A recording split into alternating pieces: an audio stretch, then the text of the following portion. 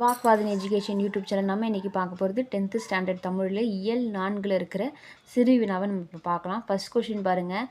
மன்னன் இடைக்காடனார் என்ற புலவருக்கு சிறப்பு செய்தது ஏன்? விளக்கம் தருகன்னு கேட்குறாங்க. இப்போ இதற்கான ஆன்சரை நம்ம பார்க்கலாம். இந்த கொஷின் பாருங்கள், ரொம்ப ரொம்ப முக்கியமானது. பிடிஏல கேட்டிருக்காங்க. ஜூன் 2023 வந்து கேட்டிருக்காங்க. அதுக்கப்புறம் 2024 வந்து கேட்டிருக்காங்க. அதனால் ரொம்ப ரொம்ப முக்கியமானது. இப்போ நல்லா இந்த கொஷின் வந்து படிச்சுக்குங்க. ஃபஸ்ட்டு பார்த்தீங்கன்னா இது ஸ்டோரி மாதிரி தான், ஞாபகம் வச்சுக்கலாம். ஈஸி தான் வந்து இது. ஃபஸ்ட்டு மன்னர் இடைக்காடனார் என்ற புலவருக்கு ஒரு நாட்டினோட மன்னன் வந்து இடைக்காடனார் அந்த புலவருக்கு வந்து ஏன் சிறப்பு செஞ்சார், அதோட விளக்கம் என்னன்னு கேட்குறாங்க. முதல்ல இடைக்காடனார் பாடிய கவிதையை வந்து மன்னன் அவமதித்தான். ஃபஸ்ட்டு பாயிண்ட் வந்து புலவர் வந்து மன்னன் கிட்ட போய் பாடுறாரு. அந்த பாடலை கேட்டு மன்னன் வந்து புலவரை வந்து பாராட்டல, அவரை வந்து என்ன பண்ணுறாரு, அவமதிக்கிறாரு. இடைக்காடனார் பாடிய அந்த கவிதையை மன்னன் என்ன பண்ணார், ஃபஸ்ட்டு அவமதித்தான். செகண்ட் பாருங்க, இடைக்காடனார் இறைவனிடம் சென்று மன்னன் அவமதித்த செயலை கூறினார். உடனே இறைவன் தனது லிங்க வடிவத்தை மறைத்து கடம்பவன கோவிலை விட்டு நீங்கி உமாதேவியாரோடு வட திரு ஆலவாயிலில் சென்று தங்கினார். அப்போலாம் வந்து மக்களுக்கு இறைவன் மீது வந்து ரொம்ப பக்தி வந்து அதிகம். அவங்க வந்து எது கேட்டாலுமே வந்து இறைவனே வந்து இறங்கி வந்து அவங்களுக்கு வந்து செய்வாங்க. அந்த மாதிரி தான் இடைக்காடனார் வந்து மனமுருங்கி இறைவன் கிட்ட வந்து வேண்டுறாரு. நான் வந்து இந்த மாதிரி வந்து சொல்கிறாரு, என்னை வந்து மன்னன் வந்து அவமதித்தான், நான் பாடல் பாடனே என்னை அவமதித்தான் அப்படின்னு அந்த செயலை நடந்தது எல்லாம் சாமிக்கிட்ட போய் அவர் வந்து சொல்லி கஷ்டப்படுறாரு. உடனே இறைவன் என்ன பண்ணுறாரு, அந்த தன்னுடைய பக்தனுக்காக இறங்கி வந்து அவரோட லிங்க அந்த வடிவத்தையே சிவபெருமான் அவரோட லிங்க வடிவத்தை வந்து மறைச்சி அந்த கடம்பமான கோவிலில் இருக்கார். அவர் அந்த கோவிலிருந்து வந்து விட்டு நீங்கி உமாதேவியாரோட என்ன பண்ணுறாரா, எங்கே போய் தங்கியிருக்காரு, வட திரு ஆலவாயிலில் வந்து அங்கே போய் தங்கிக்கிறாரு. இதை வந்து கேள்விப்படுறாரு மன்னன். 3வது பாயிண்ட், இதை அறிந்த மன்னன் இறைவனிடம் சென்று குற்றம் யாதென வினவினான். இதை தெரிஞ்சு மன்னன் சாமி வந்து கோவிலிருந்து வெளியே போயிடுச்சு அப்படின்னு கேள்விப்படுறாரு மன்னன் கேள்விப்பட்டு அவனும் பக்தியுடைய மன்னன் தான். அவர் இறைவனிடம் போய், நான் என்ன குற்றம் செஞ்ச சாமி, நீ இந்த கோவில் விட்டு போயிட்டீங்க அப்படின்னு கேட்குறாரு. அப்போ இடைக்காலனர் சொல்கிறாரு. அதுக்கப்புறம் இப்போது சாமி வந்து சொல்கிறாரு, இறைவன் சொல்கிறாரு, இடைக்காடனார் பாடலை இகழ்ந்த குற்றம் தவிர வேறு குற்றம் உன்னிடம் இல்லை. இடைக்காடனார் மீது கொண்ட அன்பினால் இவ்வாறு இங்கு வந்தோம் என்றார்.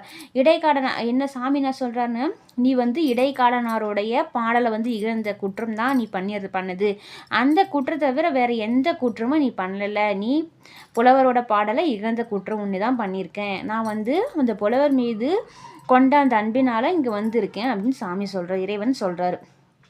இறைவனிடம் தன் குற்றத்தை பொறுக்க வேண்டி வணங்கின. உடனே மன்னன் வந்து நான் தப்பு தான் பண்ணிட்டேன், அவர் வந்து அவமதித்தது தப்பு தான், என்னோட குற்றத்தை வந்து பொறுத்துக்குங்க அப்படின்னு வந்து சாமிக்கிட்ட வந்து வேண்டி வணங்கிக்கிறாரு.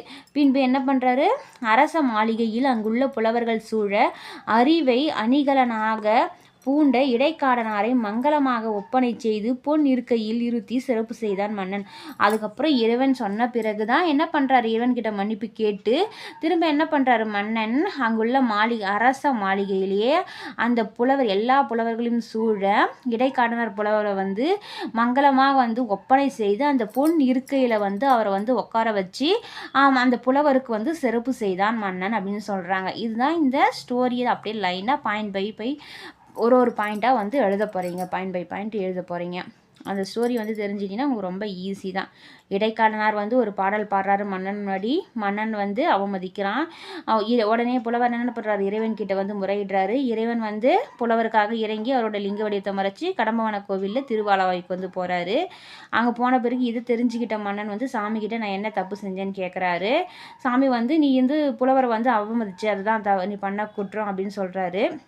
நான் வந்து இதை தவிர நான் வேறு எதுவும் செய்யலை, நான் வந்து புலவர் மேலே மீது கொண்ட அன்பினால் இங்கே வந்திருக்கேன் அப்படின்னு சாமி சொல்கிறார், இறைவன் சொல்கிறாரு. உடனே இறைவன்கிட்ட மன்னன் வந்து நான் தப்பு பண்ணிட்டேன், என்னோடய குற்றத்தை வந்து பொறுத்துக்குங்க அப்படின்னு சொல்லி வேண்டி வணங்கி அதுக்கப்புறம் புலவரை வந்து சகல மரியாதையோடு வந்து அரச மாளிகையில் வந்து கூட்டிட்டு வந்து அவருக்கு வந்து சிறப்பு செய்கிறாரு. இதுதான் இந்த ஸ்டோரி. ரொம்ப ஈஸியாக தான் இருக்கும். அது 2-3 தடவை ரீட் பண்ணி பார்த்துட்டு எழுதி பாருங்கள், உங்களுக்கு ரொம்ப இந்த கொஷின் வந்து ஈஸியாக இருக்கும். இப்போ அடுத்த கொஷின் பார்க்கலாம். இப்போ செகண்ட் கொஷின் பாருங்கள். பல துறைகளின் வளர்ச்சிக்கு மொழிபெயர்ப்பு எவ்வாறு பயன்படுகின்றது அப்படின்னு கேட்குறாங்க. இப்போ ஆன்சரை பார்க்கலாம். பாருங்கள், இந்த டிரான்ஸ்லேஷன் மொழிபெயர்ப்பு வந்து எவ்வாறு எல்லா துறைகளிலுமே பயன்படுது அப்படின்னு வந்து கேட்குறாங்க. இன்றைக்கு பல்வேறு துறைகளில் வளர்ச்சிக்கு மொழிபெயர்ப்பு வந்து தேவைப்படுகிறதுன்னு சொல்கிறாங்க. பல துறைகள், பல டிபார்ட்மெண்ட்டோட வளர்ச்சிக்கு இந்த டிரான்ஸ்லேஷன் வந்து ரொம்ப ரொம்ப முக்கியம்னு சொல்கிறாங்க. எதுனா தொலைக்காட்சி, வானொலி, திரைப்படம், இதழ்கள் போன்ற ஊடகங்கள் மொழிபெயர்ப்பதால் தான் வளர்ச்சி பெறுகின்றன. அதாவது மீடியாவே, எல்லா மீடியாவுமே வந்து இந்த டிரான்ஸ்லேஷன் மூலமாக தான் வந்து வளர்ச்சி அடைஞ்சிருக்குன்னு சொல்கிறாங்க. டிவியிலேருந்து, ரேடியோவிலேருந்து, மூவி பார்க்குறோம், அது எல்லாமே வந்து அதர் லாங்குவேஜ்லேருந்து நம்ம லாங்குவேஜுக்கு டிரான்ஸ்லேஷன் பண்ணி நமக்கு கிடைக்குது. இல்லை நம்மளோட லாங்குவேஜ்லேருந்து அதர் லாங்குவேஜுக்கு அதை டிரான்ஸ்லேட் பண்ணி அங்கே வந்து அதை வந்து வெளியிடுறாங்க. இந்த மாதிரி வந்து பல துறைகளோட வளர்ச்சிக்கு இது வந்து இந்த மொழிபெயர்ப்பு வந்து உதவுதுன்னு சொல்கிறாங்க. விளம்பர மொழிக்கு மொழிபெயர்ப்பு தேவைப்படுகிறது. ஒரு அட்வர்டைஸ்மெண்ட்டு டிவியில் பார்த்தீங்கன்னா ஒரு லாங்குவேஜில் தான் வந்து எடுத்திருப்பாங்க. அந்த லாங்குவேஜிலிருந்தே எல்லா லாங்குவேஜுக்கும் அது வந்து டிரான்ஸ்லேஷன் பண்ணி தான் நமக்கு வந்து இது பண்ணுறாங்க. அதனால் வந்து இந்த அளவுக்கு வந்து மொழிபெயர்ப்பு நமக்கு தேவைப்படுது விளம்பரத்துறையிலும் சொல்கிறாங்க. திரைப்படங்கள், தொலைக்காட்சி தொடர்கள் ஆகியன வேற்றுமொழி மாற்றம் செய்யப்பட்டு அனைத்து மொழி பேசும் மக்களையும் அடைகின்றன. அதே மாதிரி தான் ஒரு சீரியல் எடுத்துக்கிட்டிங்கனாலும் சரி, ஒரு மூவி எடுத்துக்கிட்டிங்கனாலும் சரி, ஒரு தெலுங்குலையோ இல்லை ஹிந்திலையோ எடுக்கிறது நம்ம தமிழுக்கு வந்து வருது. தமிழில் எடுக்கிற வந்து மூவியோ இல்லை அட்வர்டைஸ் மட்டும் சரி, அடுத்த லாங்குவேஜுக்கு கன்னடா, ஹிந்தி, தெலுங்கு அந்த மாதிரி எல்லா லாங்குவேஜுக்கும் வந்து அதை டிரான்ஸ்லேஷன் பண்ணுறாங்க. இது எல்லாத்துக்குமே வந்து நம்ம இந்த டிரான்ஸ்லேஷன் வந்து யூஸ்ஃபுல்லாக வந்து இருக்குன்னு சொல்கிறாங்க. இதனால் புது வகையான சிந்தனைகள், மொழிக்கூறுகள் பரவுகின்றன. இதனால் புது வகையான அந்த சிந்தனைகளும் மொழிக்கூறுகளும் வந்து பரவுகின்றது அப்படின்னு வந்து சொல்கிறாங்க. இதுதான் இந்த அளவுக்கு வந்து நமக்கு டிரான்ஸ்லேஷன் வந்து யூஸ் ஆகுது அப்படின்னு வந்து சொல்லியிருக்காங்க. இப்போ அடுத்த கொஷின் பார்க்கலாம். தேர்ட் கொஷின் பாருங்கள், ஐக்கிய நாடுகள் அவையில் மொழிபெயர்ப்பு. இப்போ மொழிபெயர்ப்பு பார்த்தீங்கன்னா சாதாரணமாக நம்ம மீடியாவில் எல்லாத்துக்கும் எப்படி யூஸ் ஆகுதுன்னு பார்த்தோம். இப்போ ஐக்கிய நாடு சபையில், ஐநா சபையில் எப்படி வந்து இந்த மொழிபெயர்ப்பு யூஸ் ஆகுது அப்படின்னு பாருங்கள். ஐநா அவையில் ஒருவர் பேசினால் அவரவர் மொழிகளில் புரிந்து கொள்வதற்கு வசதி செய்யப்பட்டிருக்கிறது. மொழிபெயர்ப்பு டிரான்ஸ்லேஷன் அப்படின்னா என்பது எழுதப்பட்டதை மொழிபெயர்ப்பது. அதாவது மொழிபெயர்ப்புனா ஒருத்தர் எழுதியிருக்கிறது அப்படியே டிரான்ஸ்லேஷன் பண்ணுறது மொழிபெயர்ப்பு. ஆனால் ஒருவர் பேசும்போதே மொழிபெயர்ப்பது விளக்குவது வந்து இன்டர்பிரிட்டிங் என்றே சொல்லப்படுகிறது. அதாவது ஒருத்தர் பேசிகிட்டே இருக்காங்க. இப்போ ஒரு லாங்குவேஜில் ஒரு ஹிந்தி ஒருத்தர் பேசுகிறாரு. இப்போ ஐநாவில் எல்லா லாங்குவேஜிலும் வந்து இருப்பாங்க காரங்களாம். அப்போ இப்போ ஒரு ஐநா சபையில் பார்த்து ஒரு ஹிந்தியில் ஒருத்தர் பேசுகிறாருன்னு வச்சுக்கிங்களேன். அது வந்து உடனே இப்போ தமிழில் இருக்கிறவங்களுக்கு அது புரியணும்னா எப்படி புரியும்? அதனால் அப்போ என்ன பண்ணுவாங்கன்னா, அவங்க பேசும்பொழுதே அவங்க என்ன பேசுகிறாங்களோ அதை வந்து மொழிபெயர்த்து இவங்களுக்கு வந்து சொல்லுவாங்க. ஐநா அவையில் ஒருவர் பேசுவதை மொழிபெயர்க்கும் மொழிபெயர்ப்பாளர் பார்வையாளர்களுக்கு தெரியாதபடி வேறு இடத்தில் இருப்பார். ஆனால் அவர் வந்து பக்கத்திலே உட்காந்து இவங்க இதை பேசுகிறாங்க அப்படின்னு வந்து மொழிபெயர்த்து சொல்ல மாட்டார். அவங்க வந்து மறைஞ்சு வந்து இருப்பாங்க.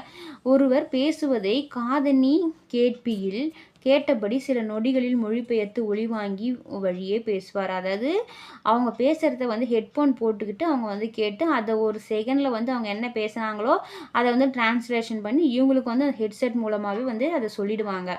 அவையில் உள்ள பார்வையாளர்கள் தம் முன் உள்ள காதணி கேட்பியை எடுத்து பொருத்தி கொண்டு அவரது மொழியில் புரிந்து கொள்வர். அவையில் இருக்கிறவங்க என்ன பண்ணுவாங்கன்னா, அவங்க காதணி கேட்பி வந்து அவங்க வச்சுருப்பாங்க. அதாவது இவங்களே ஒரு ஹெட்ஃபோன் வச்சுருப்பாங்க. அதை அவங்க காதில் மாட்டிக்கிட்டாங்கன்னா அவங்க வந்து டைரெக்டாக அதை வந்து மொழிபெயர்ப்பாங்க. இவங்க வந்து அதை வந்து புரிஞ்சுப்பாங்க. இப்படி தான் வந்து ஐநா சபையில் இந்த மொழிபெயர்ப்பு வந்து அவங்களுக்கு வந்து யூஸ் ஆகுது. இப்போ எல்லா லாங்குவேஜும் இருக்காங்கன்னா எல்லாருக்கும் எல்லா லாங்குவேஜும் வந்து தெரியாது. அவரவர் லாங்குவேஜ் தான் அவங்களுக்கு தெரியும். அப்போ அந்த மாதிரி டைமில் இந்த மாதிரி டிரான்ஸ்லேஷன் வந்து அவங்களுக்கு வந்து ரொம்பவே யூஸ்ஃபுல்லாக வந்து இருக்குன்னு சொல்கிறாங்க. இப்போ இந்த பேராகிராஃபுக்கு வந்து கொடுத்துட்டு இதுலேருந்து ஒரு 5 கொஷினை வந்து நம்மளே வந்து உருவாக்க சொல்கிறாங்க. அது எப்படி நம்ம பார்க்கலாம். இப்போது இந்த கொஷின் எப்படி மேக் பண்ணலாம்னா, ஐநா அவையில் ஒருவர் பேசுவதை மற்ற மொழி பேசுவர் எவ்வாறு புரிந்து கொள்வர்? இதுக்கான ஆன்சர் நமக்கு இங்கேயே வந்துடும். இதிலிருந்து நம்ம கொஷினே வந்து கேட்க போகிறோம். ஒரு ஐநா அவையில் ஒருவர் பேசுவதை எப்படி மொழி பேசுவர் வந்து புரிந்து கொள்வாங்க? அந்த ஹெட்செட் போட்டுட்டு அது மூலயமா வந்து அவங்க புரிஞ்சுக்குவாங்க. மொழிபெயர்ப்புக்கும் விளக்குவதற்கும் உள்ள வேறுபாடு யாது? அதாவது டிரான்ஸ்லேஷன் பண்ணதுக்கும் இன்டர்பிரிட்டிங்கும் உள்ள வேறுபாடு யாதுன்னு தான் கேட்குறாங்க. அதுக்கான ஆன்சர் இதுலேயே வந்துடுது. ஐநா அவையில் மொழிபெயர்ப்பாளர் எங்கு இருப்பார்? எப்படி இருப்பாங்க? மறைஞ்சிக்கிட்டு தான் இருப்பாங்க அங்கே மொழிபெயர்ப்பாளர் எதன் மூலம் வந்து பேசுவாங்க? அந்த ஹெட்செட் மூலமா பேசி அவங்களுக்கு வந்து டிரான்ஸ்லேஷன் பண்ணுவாங்க. அவையில் உள்ளவர்கள் பிறர் பேசுவது எதை கொண்டு புரிந்து கொள்வார்? அவங்களும் ஹெட்ஃபோன் போட்டுட்டு தான் அவங்க வந்து புரிஞ்சுக்கிறாங்க. இப்போ இதுக்கான கொஷின் இது நீங்கள் என்ன கொஷின் கேட்குறீங்களோ அதுக்கான ஆன்சர் இதுக்குள்ளேயே வந்து இருக்குது. இந்த ஆன்சருக்கு ஏற்ற மாதிரி தான் நம்ம வந்து கொஷின் வந்து ப்ரிப்பேர் வந்து பண்ணியிருக்கோம். இந்த மாதிரி வந்து ஈஸியாக கொடுப்பாங்க. இது ஈஸி தான் ரொம்பவே. அவங்களே கொடுத்துட்றாங்க. அதை வச்சு நம்ம வந்து கொஷின் கேட்க போகிறோம். இது நீங்கள் ஓனாகவே எழுதலாம். ஈஸியாகவே இருக்கும். இப்போ அடுத்த கொஷின் பார்க்கலாம். இப்போ 4th கொஷின் பாருங்கள். நேற்றிரவு பெய்த மழை எல்லாம் தொட்டியை நிறைத்திருந்தது. வாழை தோப்பில் குட்டியுடன் நின்றிருந்த மாடு கத்தியது. தந்தை என்னிடம் லட்சுமி கூப்பிடுகிறாள், போய் பார் என்றார். இதோ சென்று விட்டேன் என்றவாறே அங்கு சென்றேன். துள்ளிய குட்டியை தடவி கொடுத்து, என்னடா விளையாட வேண்டுமா என்று கேட்டேன். என் தங்கையும் அங்கே வந்தாள். அவளிடம் நீயும் இவனும் விளையாடுங்கள் என்று கூறினேன். அவிழ்த்து விடப்பட்ட லட்சுமி தொட்டிலிருந்த நீரை குடித்தாள். இப்பத்தியில் உள்ள வழு அமைதிகளை பட்டியலிட்டு எழுதுக. இதை இலக்கண முறையின்றி இருக்குது. இதில் என்ன வழு அமைதிகள்லாம் இருக்குது அப்படின்னு பட்டியலிட்டு அதற்கான கரெக்டான ஆன்சரை எழுதணும். அதை நம்ம இப்போ பார்க்கலாம். இதில் இருக்கிற வழு அமைதிகள் பாருங்கள். வாழை தோப்புன்னு தான் இருக்கணும். அது நம்ம வாழை தோட்டம். இது மரபு வழுவமைதி இருக்குது. அதாவது நம்ம வாழை தோட்டம் அப்படின்னு சொல்கிறது தான் இலக்கண முறைப்படி கரெக்டு. ஆனால் நம்ம எப்படி சொல்கிறோம், எல்லாமே நம்ம பேச்சு வழக்கில் வாழை தோப்புன்னு தான் சொல்கிறோம். அதனால் இது மரபு வழுவமைதின்னு எழுதணும். அதேமாரி குட்டி கன்று தான் நம்ம சொல்லணும். ஆனால் நம்ம குட்டின்னு சொல்கிறோம். அப்போ இதுவும் மரபு வழுவமைதி. லட்சுமி பசுமாடை நம்ம என்ன பசுமாடுன்னு சொல்லாமல் அதில் நம்ம செல்ல பேரை அது லக்ஷ்மின்னு கூப்பிட்றோம். இது திணை வழுவமைதி. அதேமாரி இதோ சென்று விட்டேன் அப்படின்னு சொல்கிறதுக்கு இதோ செல்கிறேன் அப்படின்னு தான் சொல்லணும். ஆனால் இதோ சென்று விட்டேன் அப்படின்னு சொல்கிறதுனால காலத்தை மாற்றி சொல்கிறதுனால இது கால வழுவமைதி. அப்புறம் பார்த்தீங்கன்னா என்னடா இவனும் அப்படின்னா என்ன, இவனுன்றது கன்றும் சொல்லணும். ஆனால் நம்ம இப்படி சொல்கிறதுனால இது திணை வழுவமைதி. அப்புறம் நீரை குடித்தாள் அப்படின்னு சொல்கிறோம். அப்போ நீரை குடித்ததுன்னு தான் சொல்லணும். அது பசுமாடுன்றதுனால ஒரு அக்ரிணை பொருளை நம்ம உயர்திணையாக மாற்றி சொல்லியிருக்கோம். அப்போ இது எல்லாமே திணை வழுவமைதி. அதாவது மரபு வழுவமைதினா நம்ம காலங்காலமாக நம்ம தாத்தா பாட்டி எல்லாமே ஒரு விஷயத்தை மாற்றி இந்த மரபுக்கு மாறி சொல்கிறதுலாம் மரபு வழுவமைதின்னு சொல்கிறாங்க. திணை வழுவமைதினா ஒரு அக்ரிணையில் இப்போ பசுமாடு கன்றுக்குட்டி இதெல்லாம் பார்த்திங்கன்னா அது அக்ரிணை பொருள். அக்ரிணை உயர்திணையாக நம்ம பசுமாடை லக்ஷ்மி அப்படின்னு சொல்லிட்டு உயர்திணை ஒரு மனுஷங்களோட கம்பேர் பண்ணி சொல்கிறதுனால அது எல்லாமே திணை வழுவமைதி. அதேமாரி கால வழுவமைதினா காலத்தை மாற்றி சொல்கிறது. அப்போ அது கால வழுவமைதி. இந்த மாதிரி இது நம்ம எடுத்து எழுதியது அது என்ன வழுவமைதி அப்படின்னு எழுத போகிறோம். இப்போ அடுத்த கொஷின் பார்க்கலாம். இப்போ 5th கொஷின் பாருங்கள். ஏதேனும் 2 வழு அமைதிகளை எடுத்துக்காட்டுடன் விளக்குகன்னு கேட்குறாங்க. இப்போ பார்க்கலாம் அதை. ஃபஸ்ட்டு பாருங்கள். இட வழுவமைதி. மாறன் என்பான் தன்னை பற்றி பிறரிடம் கூறும்போது இந்த மாறன் ஒரு நாளும் பொய் கூற மாட்டான் என தன்மையினை படர்க்க இடத்தில் கூறுவது இட வழுவமைதி ஆகும். இட வழுவமைதினா இப்போ ஒருத்தன் மாறன் இருக்கானா, இல்லை நீங்களே வச்சுக்கோங்களேன், உங்களை பற்றி பிறரிடம் கூறும்போது நான் இப்படி பண்ண மாட்டேன் அப்படின்னு சொல்கிறதுக்கு பதிலாக இந்த மாறன் ஒரு நாளும் பொய் கூற மாட்டேன், அதாவது படர்க்கையில் தன்மையினை படர்க்கையாக சொல்கிறது இட வழுவமைதின்னு சொல்கிறாங்க. மாறன் என்பான் தன்னை பற்றி பிறரிடம் கூறும்போது இந்த மாறன் ஒரு நாளும் பொய் கூற மாட்டான் என தன்மையினை ஒரு தன்மையை படர்க்க இடத்துல கூறுறதுனால இது இட வழுவமைதின்னு சொல்கிறாங்க. அடுத்தது கால வழுவமைதி. குடியரசுத் தலைவர் நாளை தமிழகம் வருகிறார்.